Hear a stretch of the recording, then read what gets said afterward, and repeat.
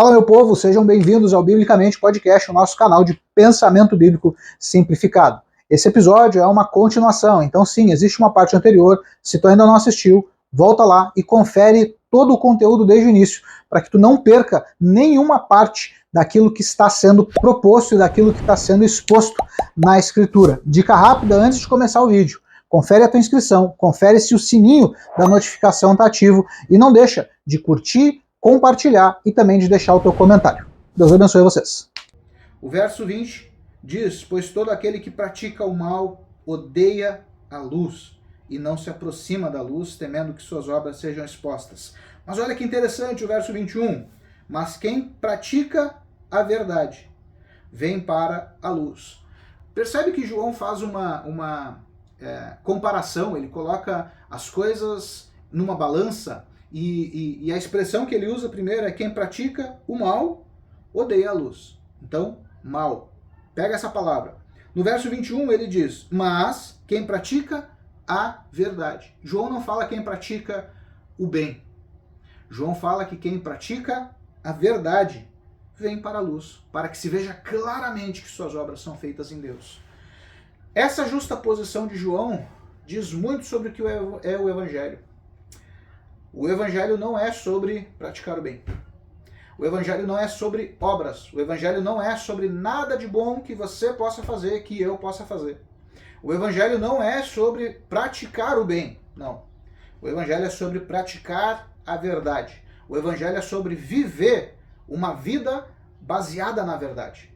E se tu ainda é como Pôncio Pilatos, que no momento do julgamento de Jesus pergunta para ele o que é a verdade, o próprio Jesus responde isso no Evangelho de João, lá no capítulo 14. Ele diz: eu sou o caminho, a verdade e a vida. Jesus aponta para si, Jesus chama para si a responsabilidade, dizendo que o caminho para Deus não é uma filosofia escolástica, não é um conhecimento teórico, filosófico, não. Ele está dizendo que o caminho para Deus é Ele. Ele também puxa a responsabilidade para si, dizendo que a verdade não é um conjunto de conceitos teóricos, não. Ele diz que a verdade é uma pessoa, a verdade é Ele. Por isso, João diz aqui no capítulo 3, quem pratica a verdade. Não é quem pratica o bem. Sabe por quê? Porque na cabeça de João está muito claro, está muito bem definido, que o único caminho da salvação proposto pelo Evangelho é Cristo Jesus. E Cristo Jesus, ele se deu em amor, por amor, pelo amor que Deus manifestou sobre nós. Então, quem pratica o mal odeia a luz, mas quem pratica a verdade. Essa contraposição que João faz entre mal e entre verdade, não entre mal e bem, que seria o mais comum, e na nossa língua portuguesa a antítese é essa, é mal e bem. Não, para João não é mal e bem, é mal e verdade. Qualquer coisa que for fora da verdade, e na cabeça de João a verdade é uma pessoa, qualquer coisa que estiver fora da verdade está longe da luz. E aquele que odeia a luz está longe de Deus, irmão. Por quê? Porque o próprio João vai dizer que Deus é luz e nele não há treva alguma. Então, a gente precisa entender essas coisas. Mas quem pratica a verdade vem para a luz, para que se veja claramente que as suas obras são realizadas em Deus. Não existe evangelho fora da verdade. E a verdade é uma pessoa, e a verdade é Cristo Jesus, e a verdade é aquilo que está escrito, registrado na Escritura. Deixa eu abrir um parênteses aqui. Também tem muita gente na internet falando besteira sobre a Escritura, dizendo que não é bem assim, dizendo que a Escritura foi adulterada ou pode ter sido adulterada. A gente tem uma série inteira sobre a importância da Escritura e é evidente, irmão, é evidente. Tu tem que ser muito inocente para pensar que a palavra de Deus foi adulterada. Tu tem que ser muito inocente para acreditar no argumento desses caras. Porque quando tu olha para as evidências históricas, para as evidências arqueológicas, quando tu olha para os textos originais, a Bíblia que nós temos hoje é praticamente o mesmo texto de 2000 anos atrás. Praticamente o mesmo texto. Zeca, então, se não é totalmente, se é praticamente, teve adulteração. Não. É praticamente porque existem algumas diferenças de pontuação. Existem algumas diferenças de acentuação. Uma vírgula que mudou de lugar. Isso pode mudar o sentido? Pode. Mas quando a gente faz uma análise sincera, uma análise crítica do texto, a gente consegue chegar à interpretação real. Não é uma vírgula que vai mudar completamente o ensino. Não é uma vírgula que vai revolucionar a história do cristianismo. Não. A Bíblia é a palavra de Deus. A Bíblia é quem nos dá testemunho dessa pessoa que é a verdade, que é Cristo Jesus. Então, entende isso. Entenda isso. Deus amou o mundo de tal maneira que enviou o seu Filho unigênito, para que todo aquele que nele crê não pereça, mas tenha a vida eterna. Agora, se tudo isso que a gente está falando e tudo isso que a gente leu lá em João 3 ainda não é o suficiente, olha que interessante o que Paulo vai dizer. Abre comigo lá em Romanos, capítulo 5. Com certeza a gente também já leu esse texto. Mas vamos repetir essa leitura para que, quem sabe, a gente possa dar essa ênfase agora sobre esse aspecto do texto, sobre o amor de Deus derramado sobre nós com um propósito específico, com um objetivo claro de manifestar sobre nós salvação, de esclarecer ou de, quem sabe, de trazer para nós o acesso possível ao Evangelho. Romanos capítulo 5, a gente vai ler a partir do verso 6. E lá, em Romanos, Paulo ele está escrevendo, dizem os teólogos que Romanos é a Suma Teológica Paulina. Então, é onde Paulo expõe sua teologia da redenção de Deus. Olha que legal o texto. Romanos capítulo 5, a partir do verso 6, diz assim: Em verdade, no devido tempo, quando ainda éramos fracos, Cristo morreu por todos os ímpios. Sabemos que é muito difícil que alguém se disponha a morrer por um justo.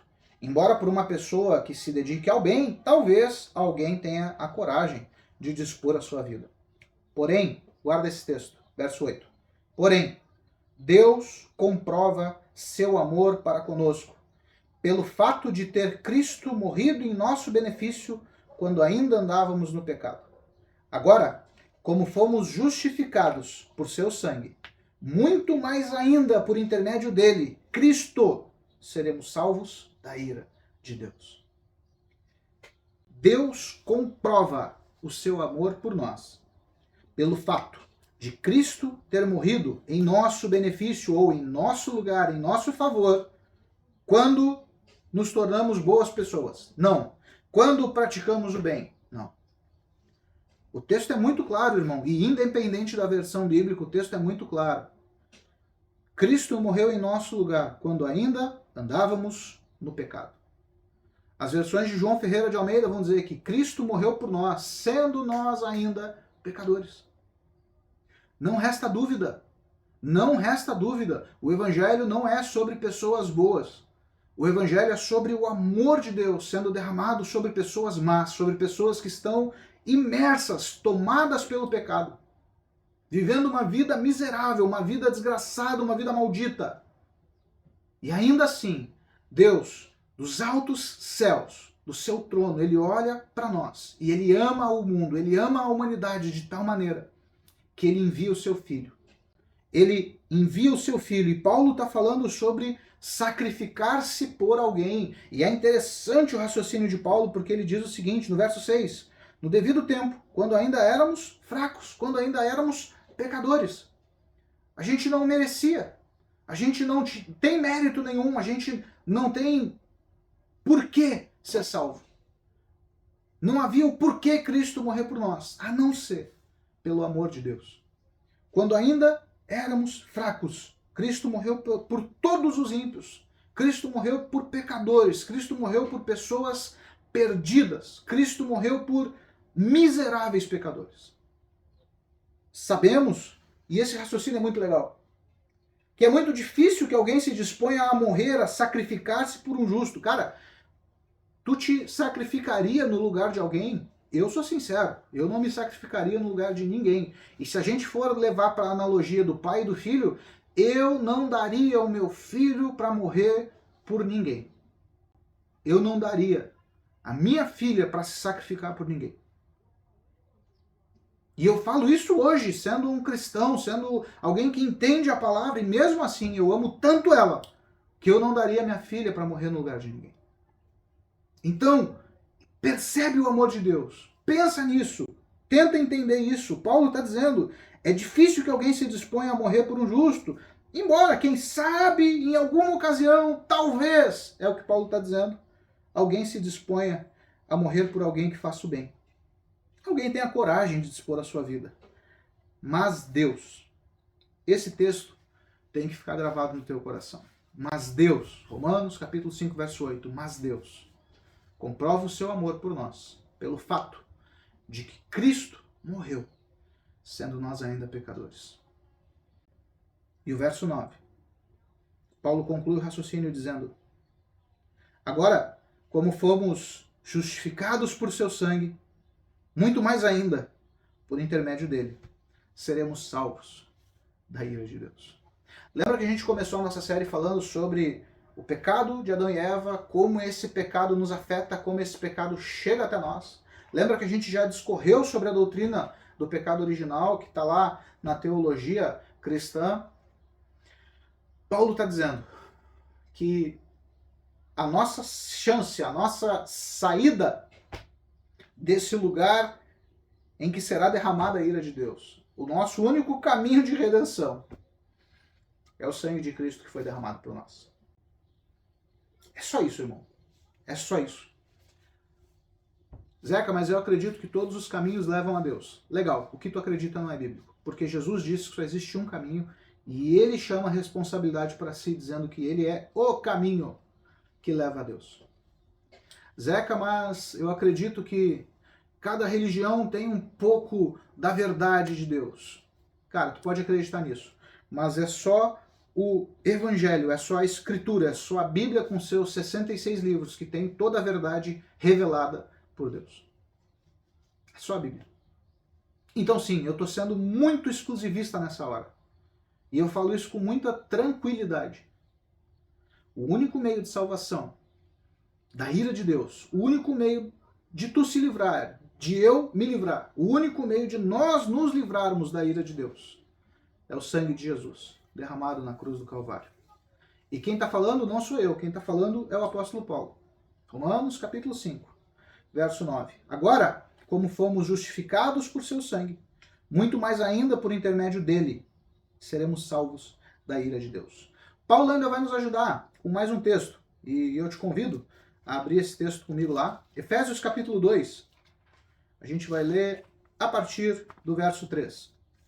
Efésios capítulo 2, vamos ler alguns versos a partir do verso 3. Efésios capítulo 2, do verso 3, a gente vai ler até o 5, diz o seguinte: anteriormente, todos nós também caminhávamos entre eles, buscando satisfazer as vontades da carne, seguindo os seus desejos e pensamentos, e éramos, por natureza, destinados à ira. No entanto, Deus, que é rico em misericórdia, por meio do grande amor com que nos amou, deu-nos vida com Cristo, estando nós ainda mortos em nossos pecados. Portanto, pela graça sois salvos. Isso tem que ficar guardado no teu coração, irmão. Se tu acha que é só conhecimento intelectual, se tu acha que é só saber um monte de coisa para ser salvo, não. É o amor de Deus. Foi por amor que Cristo morreu por nós. E fica evidente nos textos lá de João, fica evidente no texto de Romanos, e fica evidente nesse texto, e fica evidente em qualquer outro texto, que o amor de Deus foi derramado por nós quando nós não merecíamos. E hoje, eu não mereço ainda. O amor de Deus foi derramado sobre pessoas que não mereciam.